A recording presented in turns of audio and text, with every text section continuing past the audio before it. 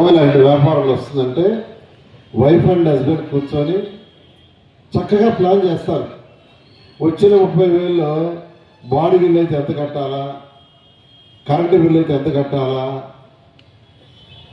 ఆ ఫుడ్కి ఎంత ఖర్చు పెట్టుకోవాలా, పాలవాడికి ఎంత ఇవ్వాలా, పిల్లల చదువుకి ఎంత, ఏదైనా బ్యాంకు లోన్ కట్టాల్సింటే ఎంత చక్కగా ప్లాన్ చేస్తారు. ఒక చిన్న కుటుంబం కూడా. బట్ ఇంత పెద్ద రాష్ట్రం యొక్క ఆర్థిక వ్యవస్థని చిన్నాభిన్నం.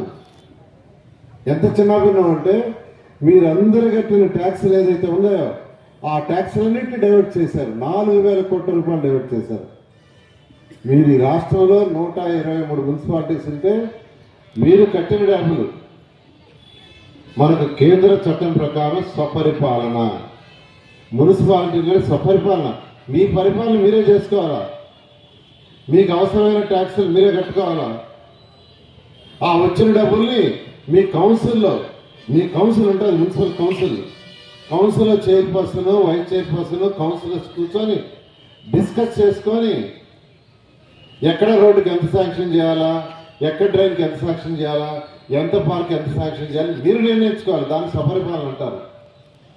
మీ డబ్బులు మీ దగ్గరే ఉంచుకొని, మీ అకౌంట్లోనే ఉంచుకొని, మీ మున్సిపల్ అకౌంట్లోనే ఉంచుకొని మీరు కౌన్సిల్లో నిర్ణయించుకొని దాన్ని ఖర్చు పెట్టుకునేది స్వపరిపాలన. అది కేంద్రం ఇచ్చిన హక్కు, మన చట్టం ఇచ్చిన హక్కు.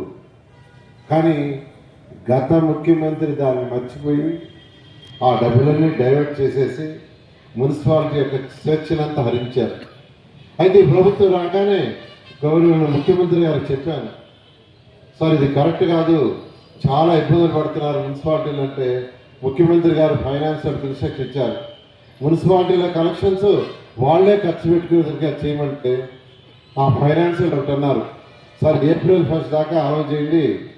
మొన్న ఏప్రిల్ 1 నుంచి అలవ చేస్తామని మొన్న ఏప్రిల్ 1 నుంచి ఈ రాష్ట్రంలో 123 మున్సిపాలిటీస్లో ఎవరి డబ్బులు వాళ్లే ఖర్చు పెట్టుకునేటట్టుగా చేశారు. వారికి రాష్ట్ర ప్రజల తరఫున ముఖ్యమంత్రి గారికి ప్రత్యేక ధన్యవాదాలు తెలియజేస్తున్నాను.